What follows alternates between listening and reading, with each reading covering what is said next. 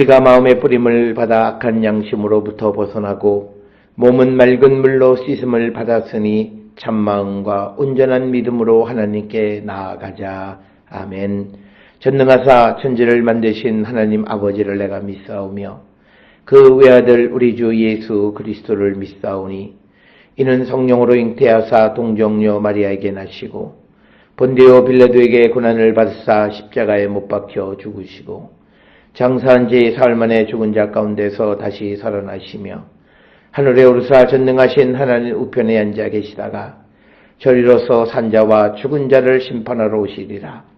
성령을 믿사오며 거룩한 공예와 성도가 서로 교통하는 것과 죄를 사하여 주시는 것과 몸이 다시 사는 것과 영원히 사는 것을 믿사옵나이다. 아멘.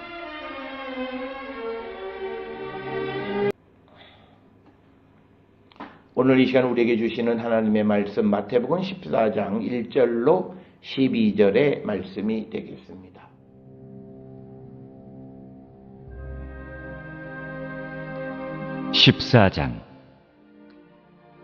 그때 분봉왕 헤롯이 예수의 소문을 듣고 그 신하들에게 이르되 이는 세례 요한이라. 그가 죽은 자 가운데서 살아났으니 그러므로 이런 능력이 그 속에서 역사하는도다 하더라. 전에 헤롯이 그 동생 빌립의 아내 헤로디아의 일로 요한을 잡아 결박하여 옥에 가두었으니 이는 요한이 헤롯에게 말하되 당신이 그 여자를 차지한 것이 옳지 않다 하였음이라. 헤롯이 요한을 죽이려 하되 무리가 그를 선지자로 여김으로 그들을 두려워하더니 마침 헤롯의 생일이 되어 헤로디아의 딸이 연석 가운데서 춤을 추어 헤롯을 기쁘게 하니 헤롯이 맹세로 그에게 무엇이든지 달라는 대로 주겠다고 약속하거늘 그가 제 어머니의 시킴을 듣고 이르되 세례 요한의 머리를 소반에 얹어 여기서 내게 주소서 하니 왕이 근심하나 자기가 맹세한 것과 그 함께 앉은 사람들 때문에 주라 명하고 사람을 보내어 옥에서 요한의 목을 베어 그 머리를 소반에 얹어서 그 소녀에게 주니 그가 자기 어머니에게로 가져가니라. 요한의 제자들이 와서 시체를 가져다가 장사하고 가서 예수께 아뢰니라. 오늘 우리가 함께 읽은 마태복음 14장 1절로부터 12절에 있는 말씀은 이제 그 헤롯 분봉왕 헤롯 즉 헤롯 안티파스 시대 때에 이제 그 세례 요한이 죽고 그다음에 이제 예수님의 시대가 도래했음을 우리에게 알려주는 중요한 사건이 오늘 우리가 읽은 14장 1절에서 12절의 말씀이 되겠습니다. 그래서 우리가 14장에 나와 있는 이야기가 성경에 기록되어 있는 목적은 어떤 이 세례 요한의 어떤 이 삶을 기리기 위한 그런 것이 아니라 이제 세례 요한, 예수님의 길을 예비하러 왔던 요한의 시대가 끝나고 이제 예수님의 새로운 시대가 시작되었음을 우리에게 알려주는 중요한 부분이 바로 오늘 우리가 읽은 14장 1절로부터 12절의 말씀이 되겠습니다. 오늘 주시는 이 본문에 보면 분봉왕 헤롯 이렇게 등장을 합니다. 이 분봉왕 헤롯은 헤롯 안티파스를 의미하는 것으로 4년부터 39년까지 갈릴리와 그다음에 베레아 지역을 통치하던 그런 왕 가운데 한 사람이었다. 그래서 그 14장 1절에서는 분봉왕이라고 하는 그런 호칭이 붙기는 하지만 그러나 이제 14장 9절에 보면 그냥 그에게 왕 바실레오스라고 하는 그런 용어가 붙기도 하고 또 마가복음 에서는 이 헤롯을 그냥 그 왕이다 이렇게 부르기도 합니다. 그래서 헤롯의 정식적인 명칭은 분봉왕이지만 그러나 경우에 따라서는 왕으로 호칭을 부르기도 한다라고 하는 겁니다. 그런데 이제 문제는 예수님에 관한 소문이 헤롯 안티파스에게 전달되어진 것입니다. 그래서 아마도 예수님께서 갈릴리에서 병자들을 고치시고 또 그리고 많은 그 하나님 나라에 대한 복음을 전하시고 그리고 귀신을 내쫓는 이런 여러 가지 다양한 그런 사역을 감당하신다라고 하는 그런 소문을 듣고 이제 이 헤롯 안티파스는 아마도 세례 요한이 죽은 자 가운데에서 살아나서 예수께서 그런 역사를 한다라고 하는 잘못된 인식. 그러니까 헤롯 안티파스는 예수님이 하나님의 아들이라고 하는 것은 전혀 믿지 않았고 단지 전통적인 그런 생각 속에서 죽은 세례 요한이 다시 살아난 것이다 라고 하는 그런 해석을 합니다.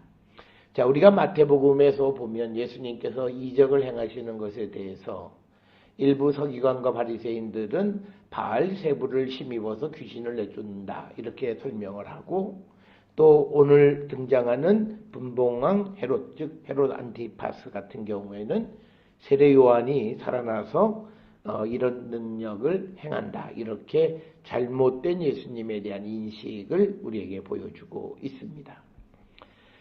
그러면 이 헤롯이 생각하는 이 세례 요한이 다시 살아나서 어떤 능력을 행하는 것, 그래서 그것이 지금 헤롯 안티파스에게는 굉장히 거슬리는데 그 이유는 3절로부터 11절까지 이 세례 요한이 어떻게 헤롯 안티파스에 의해서 죽임을 당했는가를 자세하게 설명을 하고 있습니다. 3절에 보게 되면 헤롯이 요한을 결박해서 옥에 가두게 됩니다. 그렇지만 그러나 그를 죽이려고 했지만 5절에 보니까 사람들이 세례 요한을 선지자로 여기기 때문에 그를 죽이는 것은 매우 두렵게 생각을 했습니다. 아마 이것은 요한복음에 기록되어 있는 당시 유대 지도자들이 예수님을 처형할 때 꺼려했던 것들도 많은 무리들이 예수님을 선지자로 여기고 따랐던 그때 그들이 느꼈던 두려움이나 또 오늘 본문에 등장하는 세례 요한을 선지자로 여기고 따르는 사람들이 많기 때문에 쉽게 그를 죽일 수가 없었다라고 하는 겁니다.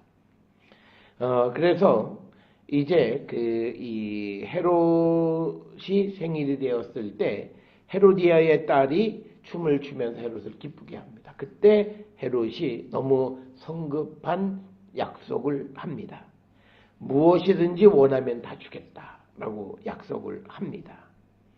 그래서 이 헤로디아의 딸이 이 헤로디아의 딸을 요세푸스는 그 이름을 살로메다 이렇게 기록을 하고 있습니다.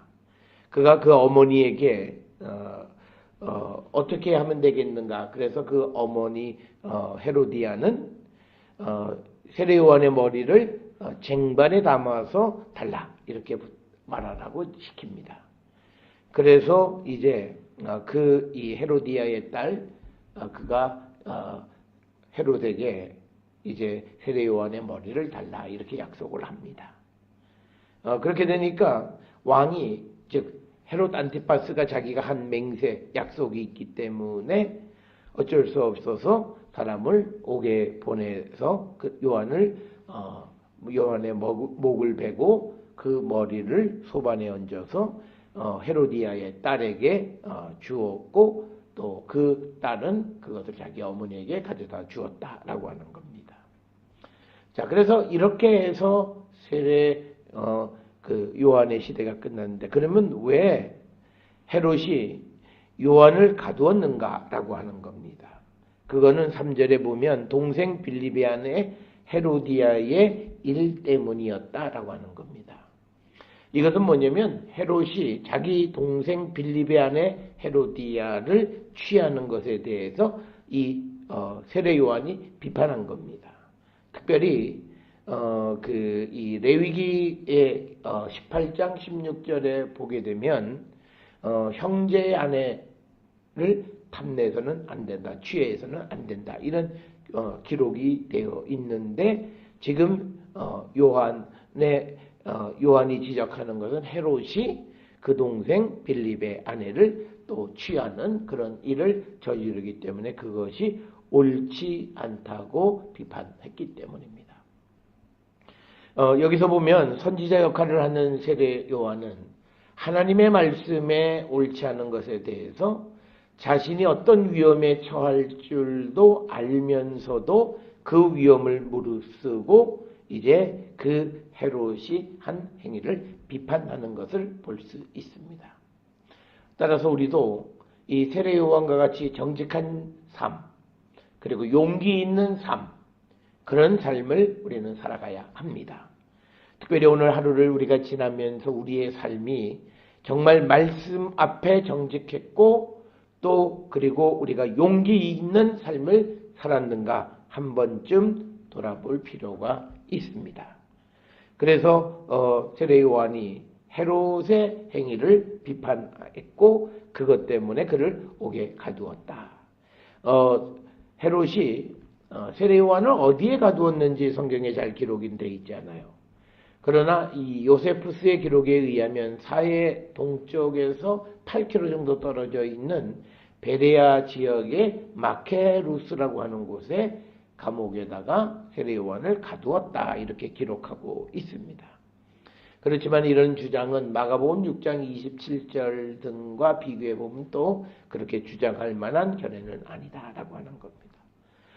그래서 이 세례 요한은 하나님의 말씀에 의해서 헤롯 안티파스의 잘못된 행위를 비판하는 그 이유 때문에 그는 옥에 갇혔고 그리고 결국은 목숨까지 잃게 되어졌다라고 하는 것이 오늘 14장 1절로부터 12절의 이야기고, 자, 그래서 이제 머리를 소반에 닮아서 이 헤로디아의 딸에게 주고 그것을 다시 헤로디아에게 갖다 준 다음에 12절에 보니까 요한의 제자들이 와서 세례 요한의 시체를 가져다가 장사하고 가서 예수께 아랬다. 그러니까 이제 세례 요한이 죽은 다음에 세례 요한의 제자들이 예수님에게로 갔다라고 하는 것. 그래서 이제 세례 요한의 시대가 종말을 고하고 예수님의 새로운 시대가 도래되었음을 알려주는 것이 14장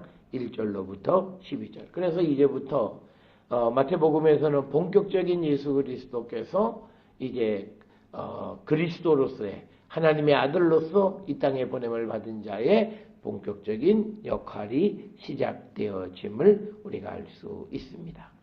오늘 주시는 말씀을 통해서 우리는 항상 하나님의 정의를 잊어버리지 않는 자, 그리고 말씀과 그리고 그 정의 가운데 거하는 성도가 되기를 결단하는 저와 여러분이 될 수 있기를 주의 이름으로 축원합니다. 기도하시겠습니다. 사랑과 은혜가 충만하신 아버지 하나님 은혜를 감사합니다. 우리의 삶을 돌아보면 우리가 정직하지 못하고 때로는 우리가 부족하고 말씀 앞에 용감하지 못했던 저희들을 돌아봅니다.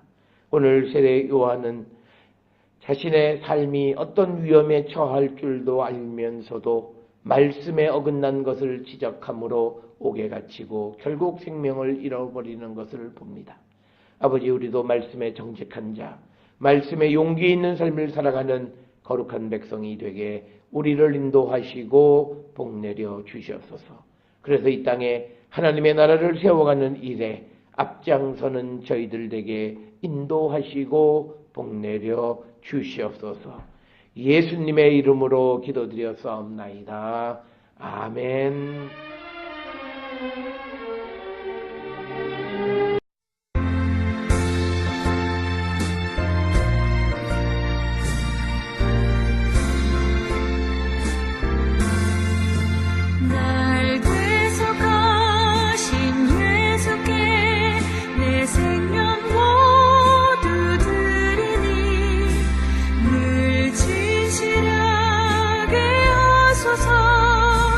내 구주 예수여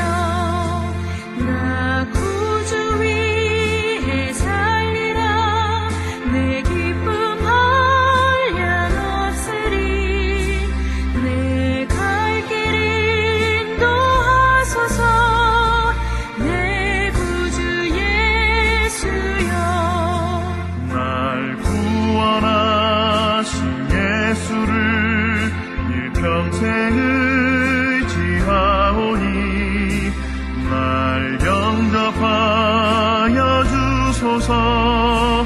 내 구주 예수여, 나 구주 위에 살리라. 내 기쁨할 양 없으리. 내 갈 길 인도하소서. 내 구주 예수여.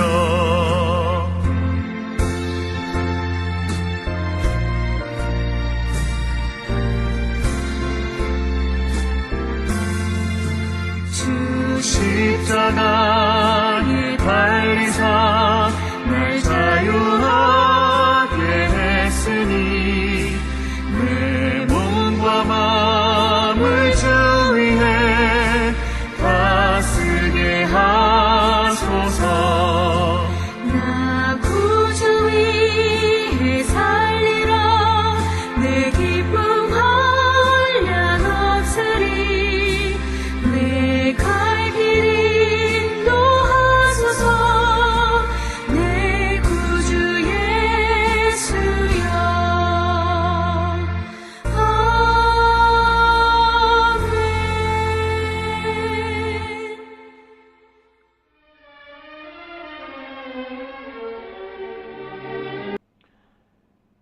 기도하시겠습니다.